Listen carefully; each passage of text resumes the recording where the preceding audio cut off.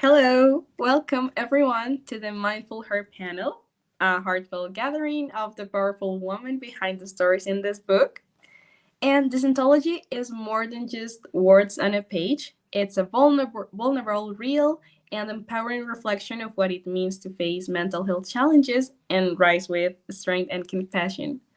So, let me introduce you to our authors here. We have Valerie. So welcome, Valerie. Thank you for being with us here. And then we have Sonia. Thank you so much for your time. So now I'll be asking a few questions, and each of you will have 1 minute to share your thoughts. This helps us make sure everyone has a voice in this conversation. So if we're ready, I think we can start. So let's see. I think I will start with you, Valerie. I will ask you, why did you feel it was important to share your mental health journey in this book? Well, I have always been very transparent about my mental health journey since the beginning. I did carry a lot of shame with it at first. And I felt like it was really important to get it all out so that others understood that they weren't alone in their journey. When I shared before the book came out about my journey, so many people resonated and said, thank you for sharing, and made them feel a little bit more brave to talk about it. And so I just loved that this opportunity came forward for us all to come together, these powerful women, to share our stories so that nobody else had to feel alone anymore. Thank you. Thank you for sharing that. Now let's listen to Sonia. What about you? Sure. So, as a psychotherapist, mental health and emotional wellness is at the forefront of everything that I do. And I just think it's so important. So, any opportunity I have to write about or talk about the importance of what I call emotional wellness is so important. And even as a therapist, I've certainly had my own struggles, and I think it's important to talk about how we navigate through that. And I think it's so important to say and expect that we're going to navigate through life challenges and that most of us experience some level of trauma throughout the course of our lives where we really are struggling. And I think it's so important to recognize that we need to pay attention to that. We need to connect with others when we're struggling. We need to recognize that it's okay if we're struggling and that everyone goes through moments that are difficult, and to be able to talk about it openly and recognize that we can all come together to support one another during those times and that we do get through it. Thank you, Sonia. It's really interesting to see those two different perspectives and what you have to share with the discussion. So thank you for that. Sure, And thank now, you. with that in mind, I want to ask you, Valerie, what part of your story was the hardest to write, and what helped you to push through? Oh, that's a good question. Um, I think the hardest part for me was probably writing more about my brother's death and how that really impacted me, even though I hadn't been born yet, and how it really impacted my family. I think that was really difficult because it was a new layer that I hadn't really shared before that really was integral and kind of the starting point for me of my anxiety. And so getting through it for me was, I took a lot of time to write that part. I took breaks. I would write it and then I'd walk away and I'd come back and reevaluate it and come back. So I think that gave me some space to process the emotion that was coming from it as well, because I was feeling my parents' emotion in it. My mom was giving me feedback and information because I wasn't born yet. So that was a really difficult part to process and work through. But in the end, we got there. So it was good. Yeah, it was. Thank you, Valerie, for sharing that. And what about you, Sonia? So, I talk a lot in my chapter about the power of vulnerability and connection. And so I think when things happen to us and we're dealing with struggles, challenges in our life, that it's easy for us to just hold it and not want to share and pretend that everything's okay. And so I really just talked about how important it is to share that we're going through a tough time and connect with other people who've been there. So I personally went through a very traumatic divorce, and for a long time I didn't talk about it. And when I finally said, I really need to connect with other people, I need to learn other tools, I found a group of women who were all kind of feeling the same and going through the same things. And we really just connected with one another. We supported each other. We shared resources. And I felt that it was so powerful to have this network of other people who had shared some similar experiences, and that we could also gain insight from each other on what was helping one other person, what could I try, what can I do differently, and even just having this like camaraderie of other women who knew that it was hard to kind of navigate this situation with their families and their children. And so I think it is so, so important to recognize that we all experience something, to try not to do it alone, connect with other people, and that it is okay to tell someone, hey, you know what, I'm really having a tough time. And that we don't always need to have everything perfectly. We don't need to tell everyone that we're fine, and that we often find the best resources and connections when we can be vulnerable. Well, thank you for sharing that. I think it's very important because what we're doing here is also acknowledging that it's okay to experience all of these things. And now that we talk about this, I want to ask you, Valerie, what does healing look like for you now in the season of your life? Wow. That's a really profound question too, kind of deep. Healing for me looks like really understanding my body and honoring my body and my soul and my whole essence.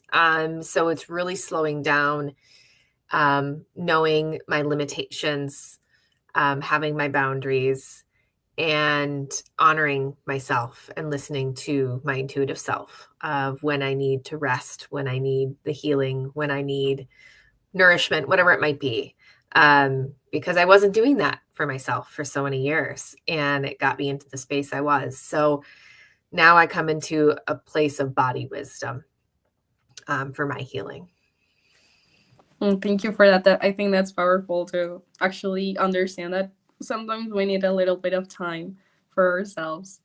And what do you think about it, Sonia?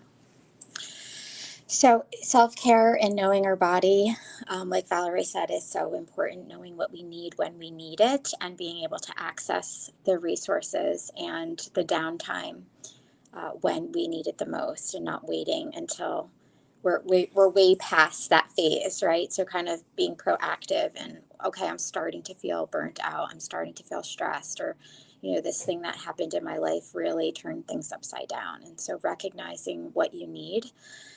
So I think when I went through my own struggles, I really realized how important it is to turn those struggles into opportunities for learning and growth. And like, what is this teaching me? What direction is this pointing me in? What do I need to do? And so kind of doing a lot of work internally. So journaling, really just reflecting on why things happen and what it means. It's important, but certainly all of our self-care pieces, some sort of movement every day is important, and just taking the time out to make sure that we're doing any kind of movement. And connection, I can't say that enough. I've been talking about that, but we are all fueled by some sort of connection with others. And the minute that we isolate, and are recognizing we all need a little bit of time sometimes on our own to reflect, but at the same time, we need to make sure we're creating opportunities for connection when we need it the most, when we're feeling burnt out, stressed out, sad. How can I connect with a friend? Can we go out and just grab a bite to eat, or go on a walk together? And just recognizing when you need that. And then, I do a lot of time blocking, which is helpful. So I will say, I'm feeling a certain way. I really need this downtime. I'm going to block this time in my schedule. And it's just going to be time to maybe read a book or journal, or maybe go outside and do some sort of movement or play with my kids. So I think that recognizing that it sometimes needs to be planned into our day. Otherwise, we'll just say we don't have time for it. And, one thing will happen, and before we know it, it's the end of the day, and we're like, well, I didn't get to do anything I really wanted to do today.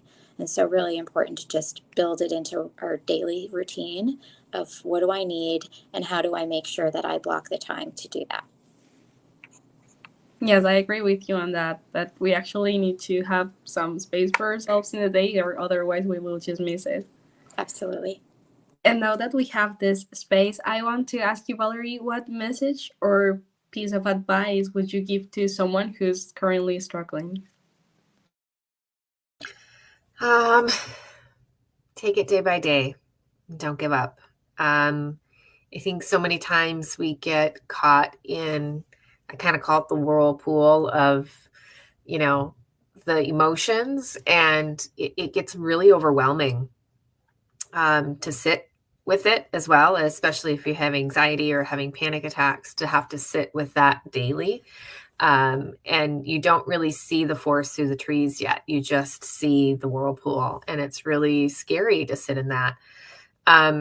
But just taking it day by day, moment by moment, not trying to get to an end result necessarily. It isn't about getting to the end of the end zone. It's about staying in each moment, and just connecting with yourself and knowing that it will get better. It will get better. Just keep connecting with yourself, with other people, because it's super important to have that connection with other people, like Sonia has mentioned, to do the healing work. We can't, the healing comes from within us, but we really can't do it alone. Having that support is so important. And so, yeah, just taking it slow, taking it day by day, knowing it will all get better. Thank you, Valerie. I think that's such a really good piece of advice. Thank you for that. And now, Sonia, let me know what you think. Yeah, certainly. I echo what Valerie said. It's so important to do all of those things. I think what's really, really important is to recognize that healing is not a linear process, and that we are going to have moments where we're like, yeah, I'm doing great. I feel great. I've done the work. And then all of a sudden something happens that triggers us, and we are feeling like, oh my God, what just happened? I feel terrible and I'm struggling to get up. So recognizing that it is really going to be a journey of ups and downs, and that healing is not the same for everyone. So it's going to take certain people longer, and to not judge yourself about, where you're at in your healing process and in your journey, and just to recognize that you are going to have ups and downs, and to not feel disheartened if you do have a moment where you're like, oh my gosh, I really am not in a good place. Just recognize that, it's short term, and that triggers will happen, moments will happen, but you will get up and figure things out, and that it just takes time. And so to really just take care of yourself, recognize that you need self-love in your process, and don't do it alone. That's very important, to don't do it alone. Well, I think this was such a powerful conversation, and I really appreciate that you share all of these tools, all of these thoughts, because it's really important that we have space for this. So thank you to each of our amazing authors for showing up, for being real, and for sharing your story with the world. And thank you so much for that. And now, Thank you for having us. it was a Yeah, pleasure. thank you. Thanks. I do want to mention that Mindful Heart is available on Amazon, and it truly is a book for every woman who's felt alone and needed a reminder of her power, which I think is very important to have. And we truly hope today's conversation brings you closer to the healing you deserve. And once again, thank you so much.